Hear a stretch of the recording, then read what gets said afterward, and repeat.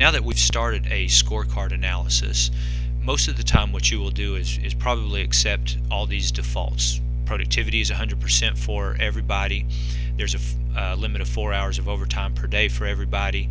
There's a cost factor of 1.5 for every overtime hour. Of course, if it's salaried personnel, that go to 0. Fatigue causes mild productivity losses. Overmanning causes mild productivity losses.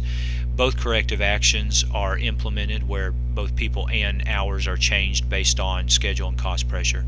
And the management reaction is proportional to schedule pressure, which means that when there's a little bit of schedule pressure, a little bit of overtime or a little bit of people are added. And when there's a lot of schedule pressure, a lot of overtime or a lot of people are added. So the response is proportional to how much schedule pressure there is. Now you may want to change some of these default values. So here I'm saying that I may not be sure about everyone's productivity, so I'm going to let it go up and down plus or minus 15% as far as uncertainty. So every time it runs a simulation, it's going to pick a different value there.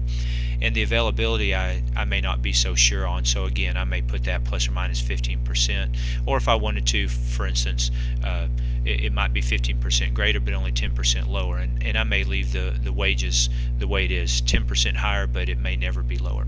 And over here I've got it set to run 15 iterations. So every time it will change these variables. So I will select run. You can see that it's running the simulations. Every time it runs a simulation, it's changing some of these inputs. It's a Monte Carlo analysis, and it's picking a different one of these inputs and runs another simulation.